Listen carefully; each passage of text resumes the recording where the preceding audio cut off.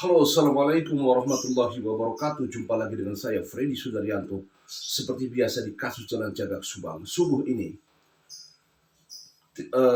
kalau kita lihat apa yang disampaikan oleh Pak Yosef, ya beberapa kali diungkapkan adalah ada peran pengganti, yaitu ada seseorang yang disebutkan lah ya sama Pak Yosef, atau beberapa orang yang disebutkan gitu. Di samping itu juga ada kecurigaan-kecurigaan, baik itu dari masyarakat, ya, baik itu dari pemirsa, ya, terhadap seseorang yang katanya kenapa kok dia tidak ada indikasi, tidak ada keterlibatan, tidak disebutkan oleh Ramdhanu, dia tidak ada jejak-jejak di TKP, ya. Saya tidak usah sebutkan lah. Saya kira pasti hafal rekan-rekan sahabat sekalian siapa yang saya maksud ya.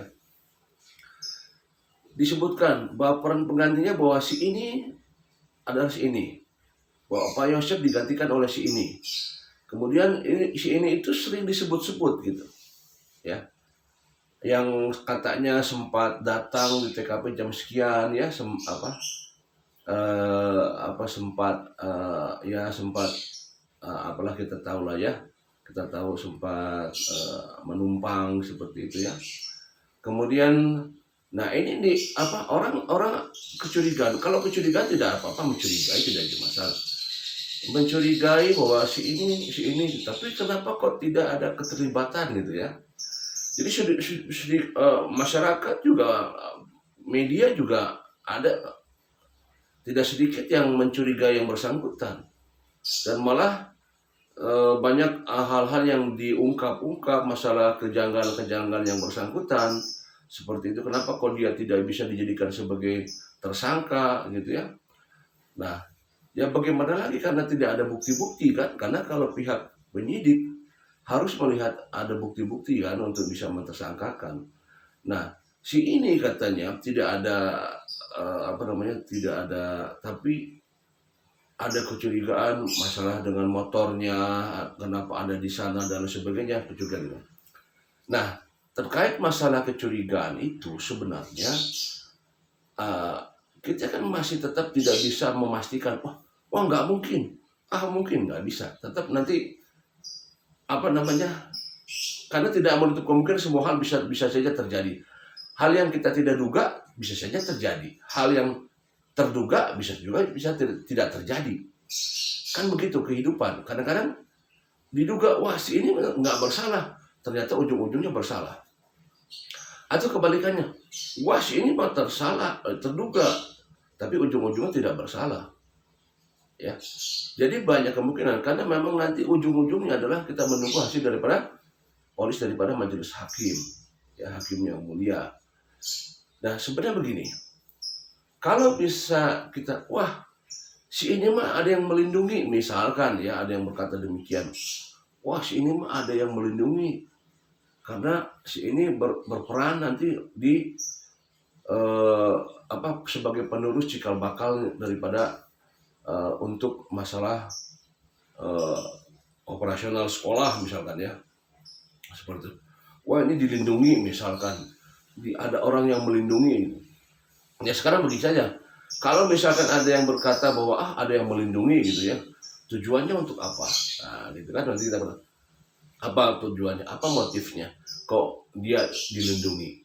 Ya karena ada banyak kejanggalan, ada gosip-gosip masalah masalah berhubungan dengan CCTV yang tidak diambil, yang tidak jelas, apakah di sana ada penampakan yang bersangkutan, yang kemudian apakah ada suatu pemberian kepada dari yang bersangkutan kepada oknum, misalkan ada kecurigaan-kecurigaan seperti itu ya.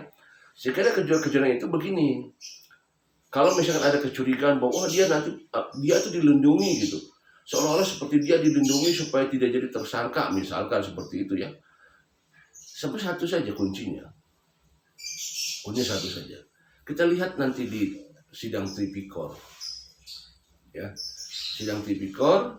Nah nanti kita lihat di sana, apakah yang bersangkutan akan diproses apa tidak. yang bersangkutan. Nanti kita lihat saja di sidang tipikornya. Ya, itu saja yang bisa menentukan apakah yang bersangkutan akan diproses atau tidak. Jika tidak diproses, nah nanti kita bisa tanda tanya di sana. Kenapa? Karena hal yang berkaitan ke arah sana sudah jelas, gitu, ya, sudah jelas kejanggalannya sudah jelas,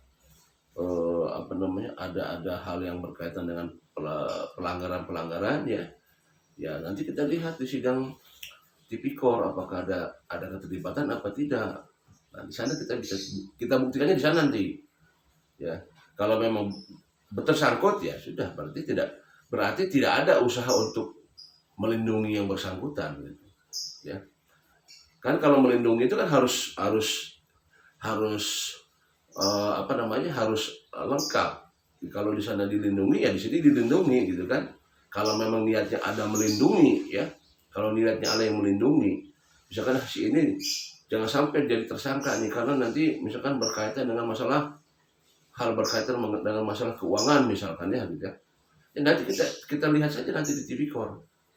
Kalau di tipikor masih tetap memang tidak ada keterkaitan, tidak ada keterlibatan yang bersangkutan, nah ini padahal jelas bahwa tipikor itu sudah jelas pelanggarannya kan, ada segala macam data fiktif dan lain sebagainya kan, gitu kan. Nanti kita lihat di sana. Kalau masih juga tetap memang tidak ada keterkaitan, ya nanti ini wajib ditanda tanya, gitu kan, ada apa baru. Tapi kalau misalkan ikut terlibat di sana dan ditersangkakan seperti itu dan jelas ada bukti-buktinya dan sebagainya, ya berarti pikiran-pikiran yang mengatakan bahwa yang bersangkutan dilindungi di kasus pembunuhan Subang ini akan terpatahkan. Kita lihat itu saja nanti, gitu, seperti itu. Sekali lagi bahwa apakah memang nama-nama pelaku yang disebutkan oleh Ramdhanu memang betul apa adanya, ataukah ada orang lain selain itu, ataukah ada orang lain yang dilindungi dan tidak disebutkan oleh Ramdhanu, semua masih tanda tanya, ya. Karena yang jelas Ramdhanu hanya menyebutkan Pak Yosef, Ibu Mimin, Abi dan Ari. Tidak ada orang lain yang disebutkan. Terlepas daripada apakah pasca Ramdhanu pulang ada orang yang datang, ya kita tidak tahu, ya. Semuanya itu misteri karena tidak ada penampakan CCTV yang memperlihatkan yang bersangkutan, tidak ada pergerakan yang bersangkutan di CCTV, walaupun memang suatu hal yang dipertanyakan, kenapa kok tidak tertangkap CCTV, ya. Sedangkan nama-nama yang disebutkan itu tertangkap CCTV, tapi yang bersangkutan padahal melewati jalur CCTV, tapi tidak pernah disebutkan dalam CCTV itu. Itu pun menjadi salah satu hal yang memang misteri. Demikian materi subuh ini ringan. Demikian. Assalamualaikum warahmatullahi wabarakatuh. Selamat pagi.